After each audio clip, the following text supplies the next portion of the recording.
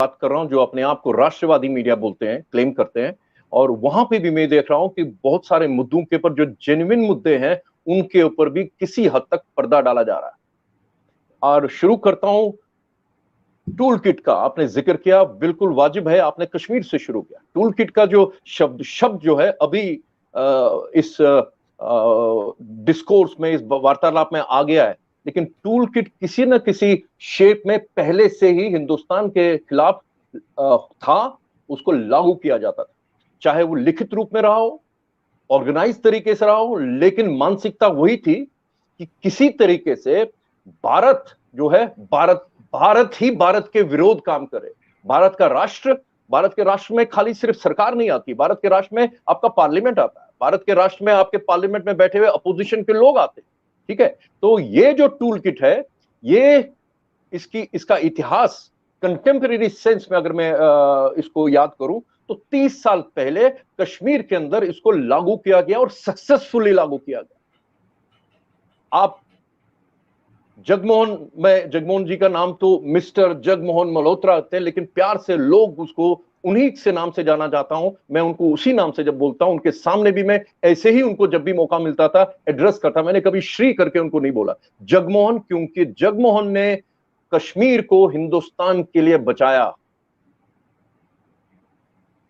जब 1990 में जिन हालात में उनको कश्मीर भेजा गया, तो जगमोहन का रोल हिंदुस्तान का राष्ट्रभक्त हिंदुस्तान कभी नहीं भूलना चाहिए। हिस्ट्री में उनको लिखा गया, नहीं लिखा गया, लेकिन हम लोग जिन्होंने कश्मीर को देखा है, बर्बाद होते देखा है, हम लोग इसका हमेशा जिक्र करते हैं। और आज इस मौके पे मैं जगमोहन को श्रद्धांजलि देता हूं।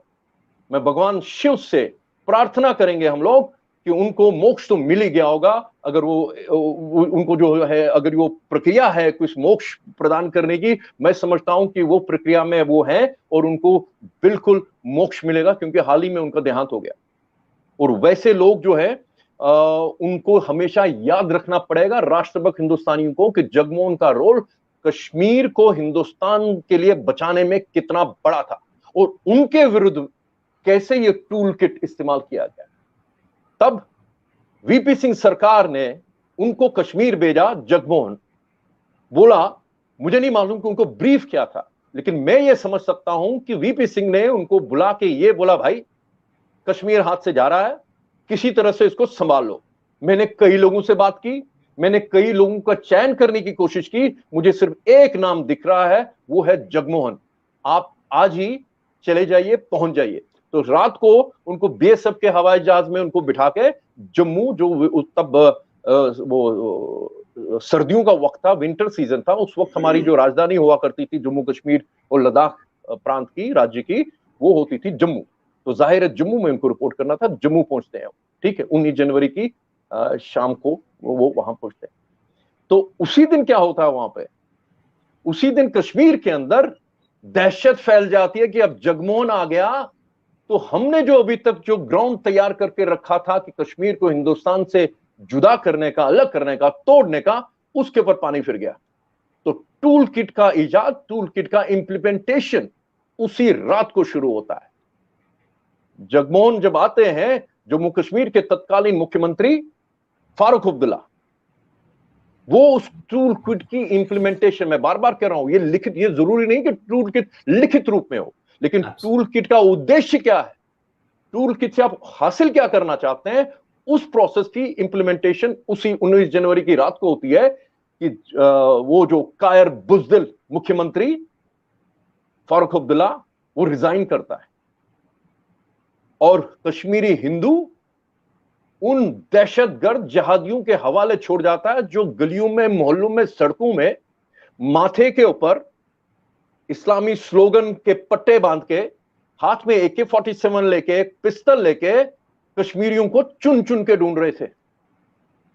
कश्मीर की मस्जिदों से आवाजें आ रही थी कि तुम अपनी यहां पे कश्मीरी पंडितों, पहला स्लोगन तो ये होता था, ए कश्मीर के मुसलमानों, हिंदुस्तान से आजादी का मतलब अल जिहाद, अल जिहाद, अल जिहाद। हर मस्जिद से, घरों में बिजली ना रही हो, लेकिन मस्जिद के लाउड स्पीकर तक बिजली पहुंच रही थी, ये व्यवस्था कर दी गई थी।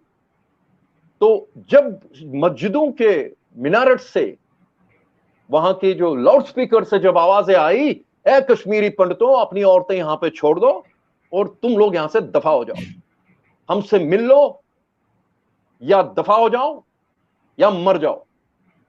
और उसी दौरान, और उस दिन नहीं शुरू हुआ, प्रोसेस पहले से ही शुरू हुआ था। वो जो स्लोगन कश्मीरी में है, वो अक्सर मैं बोल नहीं पाता हूं, वो आप बोलिए जरा तो लोगों को पता चले कश्मीरी भाषा में क्या था। वो जलेऊ गलेऊ कुछ इस टाइप से था ना, वो प्लीज आप बोले। या गलेऊ न तो चलेऊ न तो रलेऊ, या तो पेरिश हो जाओ, खत्म हो जाओ, नहीं तो मिल जाओ, नहीं तो यहां से दफा हो जाओ। बाय द वे, आपको याद दिलाना चाहता हूं, जिस जिस मुल्क में ये वहाबी सुन्नी जिहाद के कॉन्फ्लिक्ट्स है, तो वहां पे यही स्लोगन आता है। सीरिया में भी यही स्लोगन दिया गया, क्योंकि वहाबियों को लगता है, क्योंकि सीरिया के जैसी जंग है, वो 1400 साल पुरानी जो जंग शुरू हुई थी शिया सुन्नी की, वो अभी तक चल रही है। उसकी जो कंटिन्यूटी है 1400 साल की, मैं समझता हूं कि दुनिया का सबसे बड़ी जो जंग जो अभी तक जिंदा है, 1400 साल से जो जिंदा है, वो शिया सुन्नी की जंग है, जिसका रूप, उसका जो खतरनाक रूप, खतरनाक चेहरा आपने सीरिया में देखा। सीरिया की जो सिविलाइजेशन है, सभ्यता है, हजारों साल पुरानी है।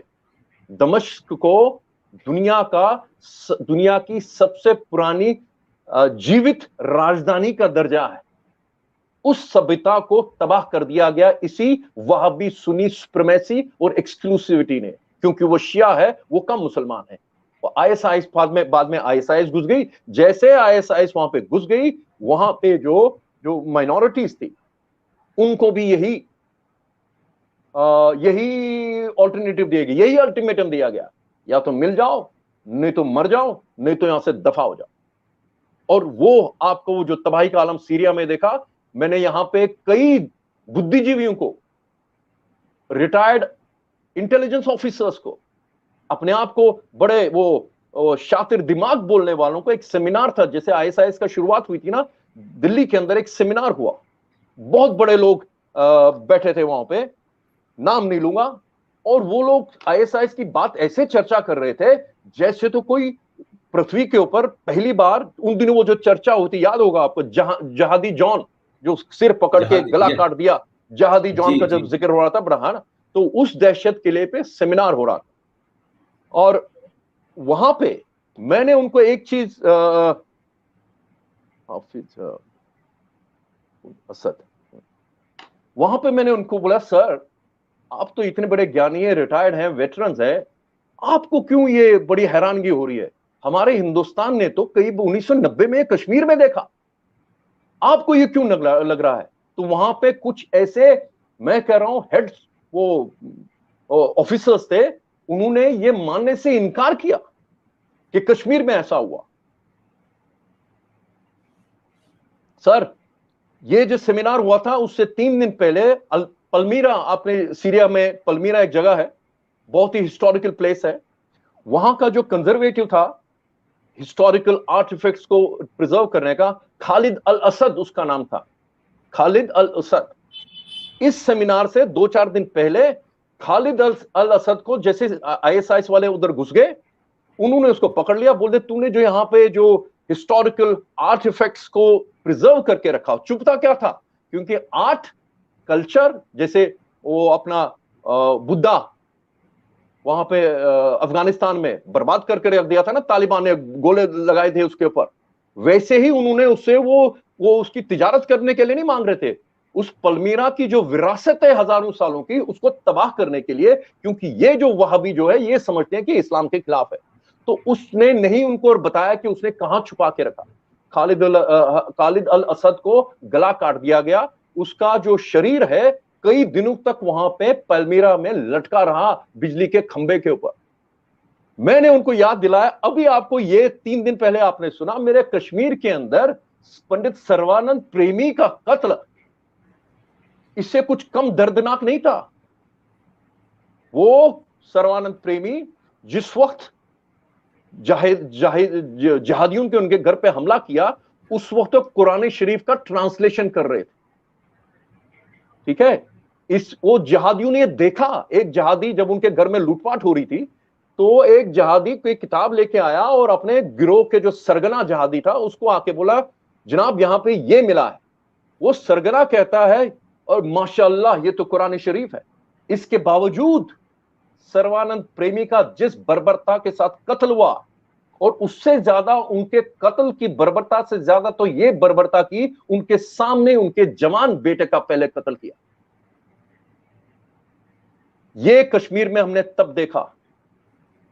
और आईएसआईएस की बर्बाद, उनको मैंने आईएसआईएस ये जो अपने इंटेलिजेंस ऑफिसर वेटरन थे उनको याद दिलाया, तो उन्होंने किसी तरीके से मुझे चुप करने की बात कही। तो आरिफ मोहम्मद खान साहब उस सेमिनार में थे, नाम लूंगा क्योंकि वो आरिफ साहब हमेशा जब भी देखो सेमिनार के अंदर कुरान शरीफ हाथ में लेके होते हैं, मैं उनकी इज्जत करता हूं। बताते रहते हैं कि भैया जिहाद का ये मतलब नहीं है, थक गए वो। उन्होंने कुर्सी छोड़ी इसी वहाबी सुन्नी मानसिकता के पीछे राजीव गांधी की सरकार के अंदर।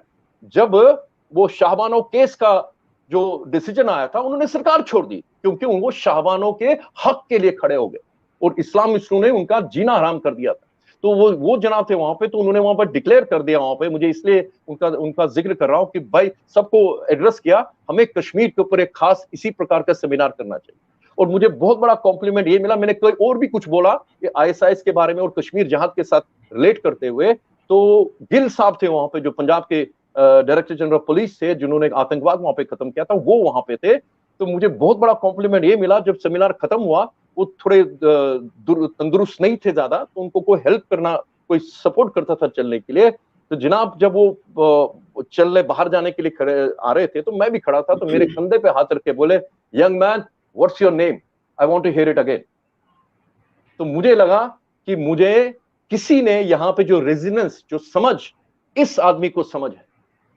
खासकर ये जो अपने आरिफ मोहम्मद खान साहब को तुम पता ही है, अक्सर बोलते रहते हैं कश्मीर जिहाद के खिलाफ, बोलते रहते हैं कश्मीरी हिंदुओं के बारे में कई बार बोलते हैं। तो ये हालत थी, और वो टूल किट का इंप्लीमेंटेशन कश्मीर के अंदर उस 1990 19 जनवरी की रात को इंप्लीमेंट किया गया।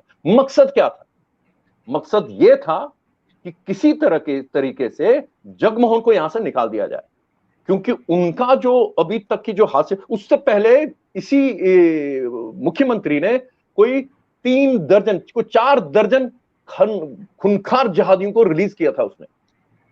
और वो कैसे कैसे, आप डिटेल में कभी बात करेंगे, कैसे कैसे उनमें से कई लोग पार चले गए, वापस आ गए, उन्होंने क्या दहशत फैलाई कश्मीर के। तो जगमोहन से नफरत इसलिए नहीं थी कि जगमोहन नाम से नफरत है, जगमोहन से इसलिए नफरत थी, उनको सबको पता लग गया कश्मीर जिहाद जो है